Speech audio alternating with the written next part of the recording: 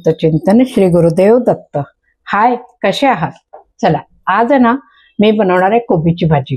चला सुरुवात करूया।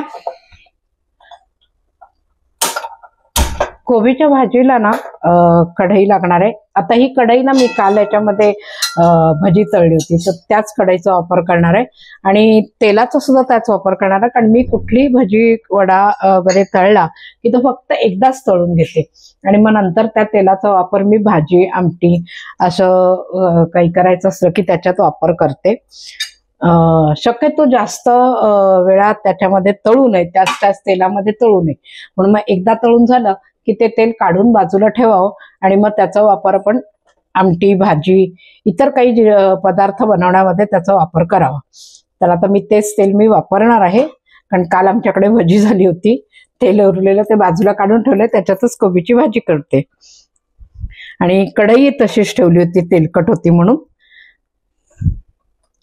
तर आता तेल तापलं की मोहरी घालायची, जिरं घालायचंय, हिंग घालायचंय।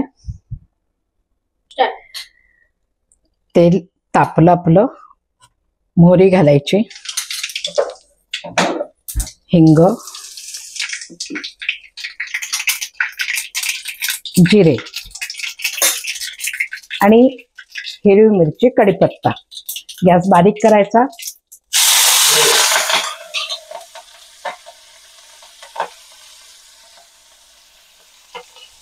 या भाजीला ना फारशा वस्तूंची गरज भासत नाही, अगदी साधी आणि सोपी भाजी आहे ही करायला।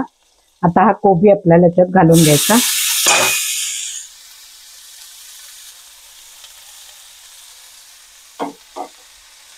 यात लागणार आहे आपल्याला हळद,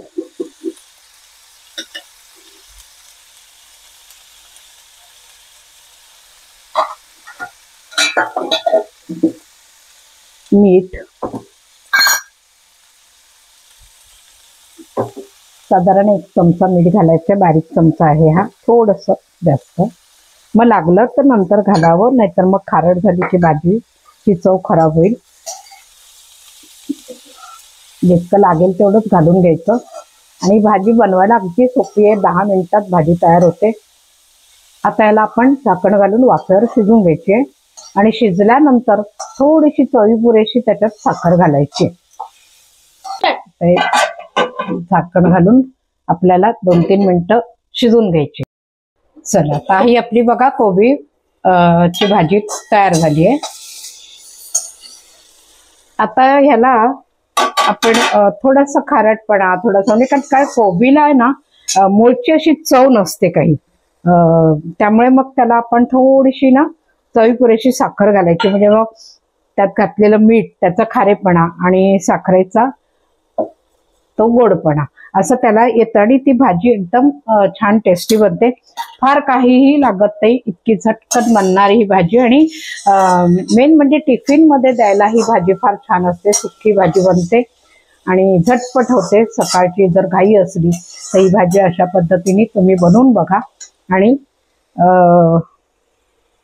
बघा, मला कमेंट्स बॉक्स मध्ये नक्की कळवा की भाजी तुम्ही बनवली का, कशी झाली आहे। तर आता ही भाजी मी इथे काढून घेते।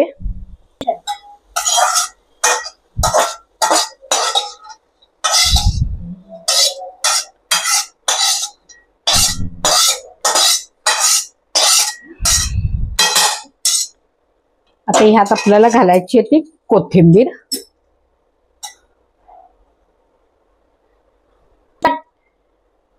नुसतं कोथिंबीर घालायची याच्यात आणि झाकून ठेवायचं, म्हणजे मग कोथिंबीरीचा स्वाद छान लागतो याला।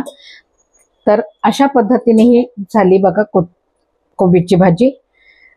तुम्हाला व्हिडिओ आवडल्यास लाईक करा, शेअर करा आणि सबस्क्राईब करा आणि पुढच्या व्हिडिओत आपण भेटूया। चला बाय।